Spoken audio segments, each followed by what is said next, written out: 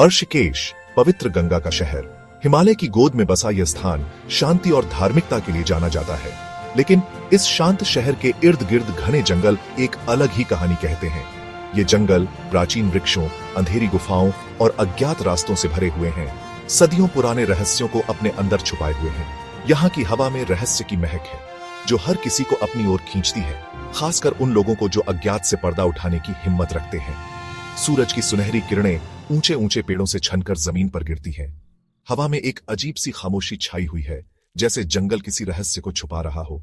यहाँ की खामोशी में भी एक अलग तरह की आवाज है, जो सिर्फ सुनने वालों को ही सुनाई देती है। अमित, रोहन और विजय तीनों बचपन के दोस्त, एडवेंचर के दीवाने थे।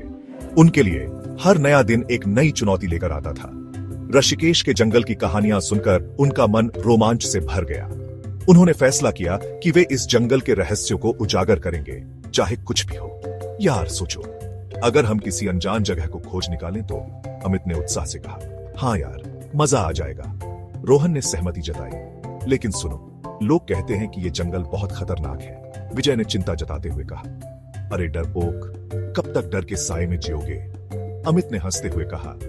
और इस तरह तीनों दोस्तों ने ऋषिकेश के उस घने जंगल में प्रवेश किया, जहां शायद ही कोई जाने की हिम्मत करता था।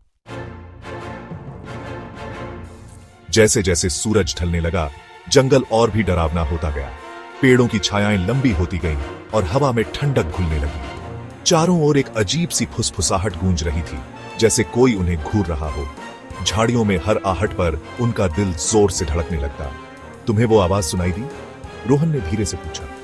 शायद हवा होगी, विजय ने घबराहट भरी आवाज में कहा। अमित ने ध्यान से चारों ओर देखा। मुझे लगता है कि हमें वापस चलना चाहिए, लेकिन अब बहुत देर हो चुकी थी। रात हो चुकी थी और जंगल अपने अंदर एक अजीब सी दहशत समेटे हुए था। अंधेरे में रास्ता ढूंढते हुए उनका सामना एक पुराने जीर्ण शीर्ण मंदिर से हुआ। मंदिर की दीवारों पर बेलें चढ़ी हुई थीं और शिखर टूटा हुआ था। एक अजीब सी ऊर्जा उस जगह को घेरे हुए थी। मंदिर के अंदर टूटी हुई मूर्तियां और जली हुई धूप की गंध एक भयानक माहौल बना रही थी। यह जगह तो बहुत डरावनी है, विजय ने सिहरते हुए कहा। चलो अंदर चलकर देखते हैं। अमित का उत्साह कम नहीं हुआ था। जैसे ही उन्होंने मंदिर में प्रवेश किया, उनके कदमों की गूंज पूरे मंदिर में गूंज उठी। अचानक एक चमगादड़ झपट्टा मारकर उनके सिर के ऊपर से निकल गया। डर के मारे विजय चीख पड़ा।